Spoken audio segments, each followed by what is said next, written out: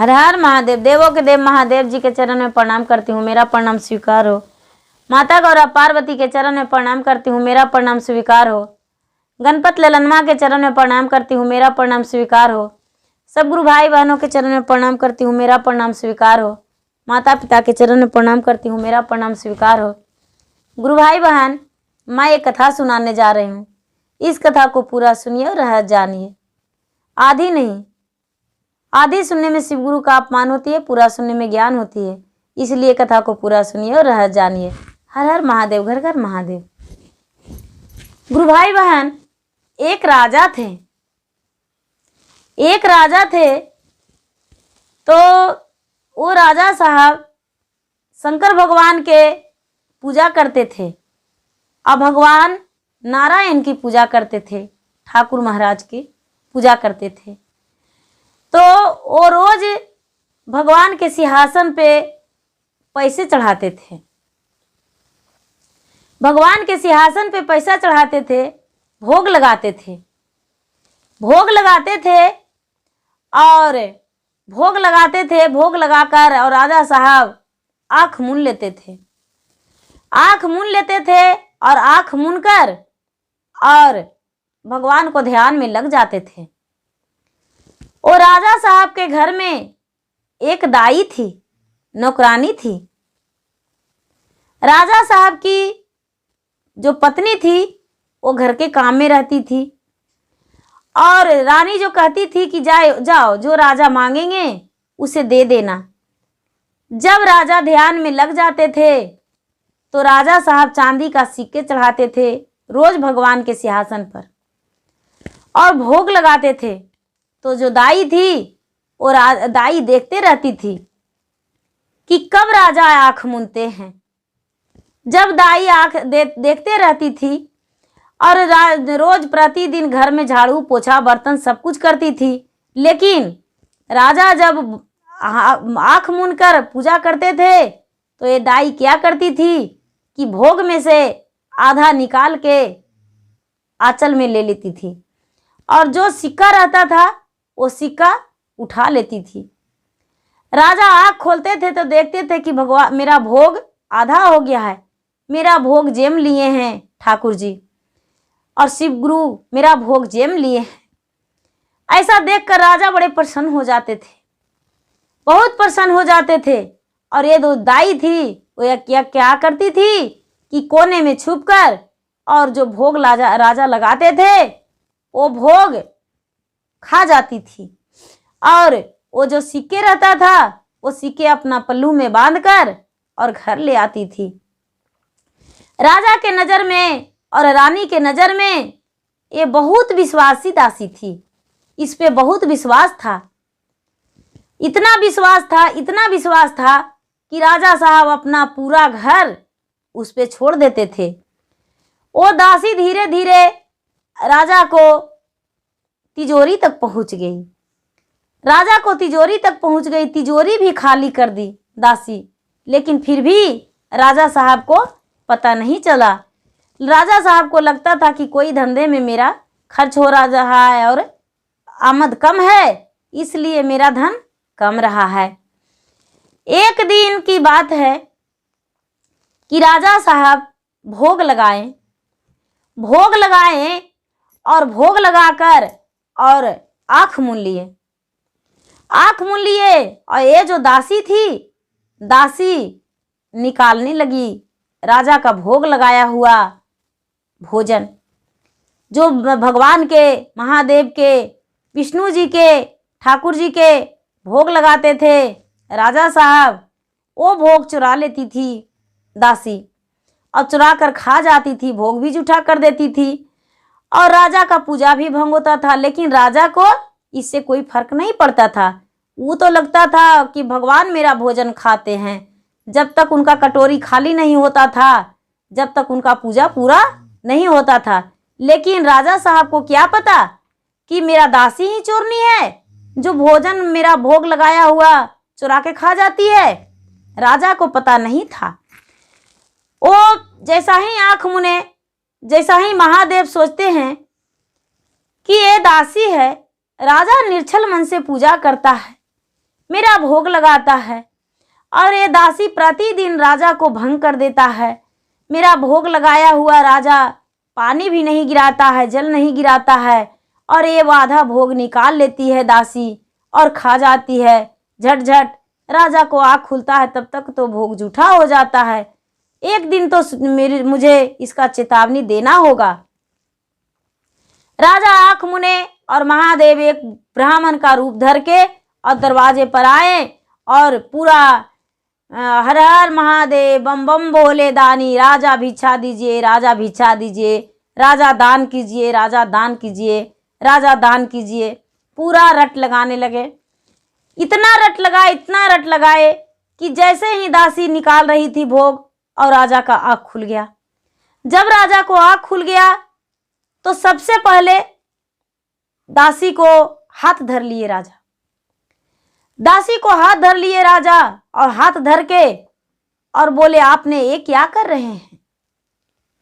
तो नहीं राजा साहब, आपका भोग जो था वो पूरा कटोरी लबालब नहीं था, हम और भोग डाल रहे थे। देख रहे हैं कि इनका पल्लू में भोग है, जो हम भोग लगाए हैं तो पल्लू में इनका है, आंचल में है, और जो सिक्का चढ़ाते हैं वो तो इनका आंचल में बंध गया है। सबसे पहले सिक्का उठा के आंचल में बांध लेती थी और भोग पीछे निकालती थी।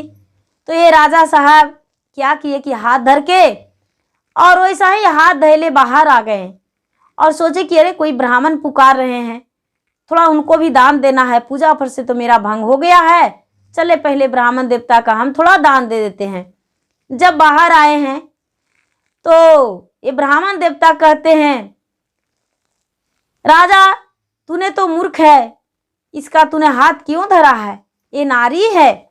ये बोले, क्या कहूँ ब्राह्मण देवता, ये नारी तो है, दासी तो है, लेकिन मेरा भोग लगाया हुआ पता नहीं किस कारण से आज निकाल रही थी। वो ब्राह्मण बोले, राजन तुम्हारा प्रतिदिन भोग खाली हो जाता है और जो तू सिक्के चढ़ाते हो वो तुम्हारा चोरी हो जाता है। कोई भगवान तुम्हें तो तेरा धन नहीं ले जाते हैं। तू अपना आंखें खोलो राजा, आँख खोलकर पूजा किया करो। बंद आँख में भगवान को मत पूजा करना। बंद आँख कब करना? जब सुबह उठना तब करना, पूजा करते समय बंद नहीं आँख करना। ऐसा जब चेत राजा को ध्यान पड़ा तो कहते हैं कि अरे ये तो सच बात है कि मेरा भोग जो है वो आधा हो जाता है। उनका ब्राह्मण को हाथ धर के चरण में लिपट गए और बोले कि आप कौन हैं जो इतना जानते हैं? महादेव अपना रूप में आए, प्रकट हो गए और बोले कि जो तूने राजन भोग लगाता है वो प्रतिदिन ये दासी तुम्हारा भोग को जुठा देती है, और जो तू सिक्के चढ़ाता है तुम्हारा तिजोरी तक यही पहुंचती है। ये तुम्हारा दासी नहीं है। ऐसा सुनकर ये जो भगवान के चरण में लिपट गए और आशीर्वाद लिए और बोले कि इसे सजा होना चाहिए महादेव जी, इसे हम सजा नहीं देंगे, आप ही सजा दीजिए। महादेव क्या किए कि बोले कि ठीक है, इसका तुम सजा मत देना। महादेव वहां से अंतर ध्यान हो गए और जो दासी थी दोनों आँख से अंधी हो गई और आँख हाथ उसका दोनों लूली हो गया। जब लूली हो गया तो घर आई, राजा नहीं मारे नहीं पीटे और दोनों हाथों से लूली हो गई और अंधी हो गई। राजा साहब अपने नौकरों से बोले कि जाओ इसका घर छोड़ कर आ जाओ। उसको जो नौकरानी थी वो अपना घर गई। सारी लोग को पता चला कि राजा साहब जो भोग लगाते थे भगवान को वो ये नौकरानी जूठा कर देती थी, और जूठा कर देती थी इस कारण इसका हाथ लूली हो गया और आँख अंधी हो गई।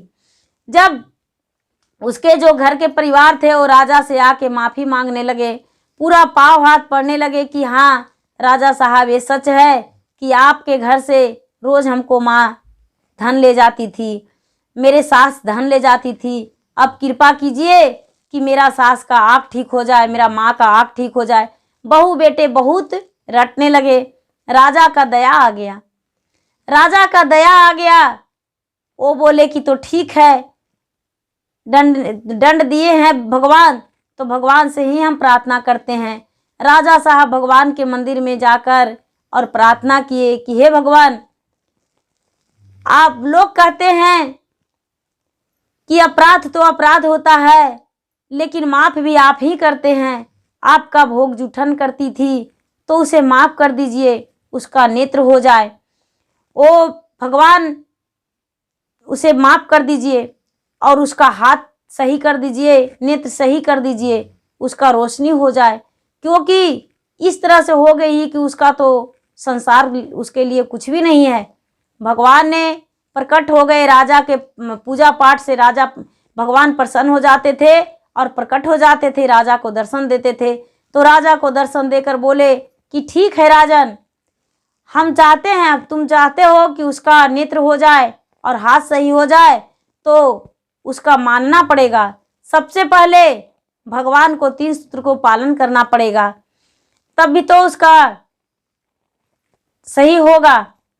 राजा उसके घर गए और जाकर बोले कि ठीक है, आपका नेत्र सही हो जाएगा, आप जो किए हैं उस पे पछतावा करना होगा, भगवान को 3 सूत्र के पालन करना होगा। आपको प्रतिदिन जैसे हम भोग लगाते थे उसी तरह मंदिर जाकर आपको भोग लगाना होगा और पूजा करना होगा। भगवान को आप एक दास बन के रहिएगा। वो जो दासी थी वो स्वीकार की कि ठीक है राजा साहब, आज दिन से हम भगवान को एक दासी बन के रहेंगे, मेरा नेत्र हो जाए, मेरा हाथ सही हो जाए। उसका भगवान शरीर कंचन कर दिए और नेत्र हो गया। उस दिन से हर लालच, हर बुरी काम छोड़ दी और उसको नहीं घर से मतलब था और नहीं संसार से। एक भगवान के भक्ति में ही लीन होकर और भगवान के भक्ति से मतलब रख के और भगवान के शरण में ही गिर गई और प्रतिदिन भगवान को चरण को पूजा करती थी और चरण को धोती थी। और जैसे राजा भोग लगाया करते थे उसी तरह वो दासी भोग लगाने लगी और जैसे राजा आँख मूंदकर अपना ध्यान लगाते थे उसी तरह वो दासी ध्यान लगाने लगी और अपना पाप धुलने को लिए भगवान को चरण धर ली। भगवान उसको धीरे धीरे पाप को धो दिए और उसका स्वर्ग को प्राप्ति हुआ। लेकिन गुरु भाई बहना, ये नहीं कि आगे चोरी कर ले और पीछे पूजा कर ले। चोरी करना गलत है। उसका भगवान कितनी बड़ा सजा दिए कि हाथ लूली हो गई और आँख से अंधी हो गई। ये नहीं, गलत है। जो भी करें वो शुरू से ही भक्ति में ही करना चाहिए, गलत नहीं करना चाहिए। किसी के घर चोरी नहीं करना चाहिए। वो तो गलत करती थी कि भगवान के लगाए हुए भोग को जूठा कर देती थी। गुरु भाई बहना, मेरा वीडियो अच्छा लगे तो इसे लाइक कीजिए, शेयर कीजिए, सब्सक्राइब कीजिए। धन्यवाद। हर हर महादेव, घर घर महादेव।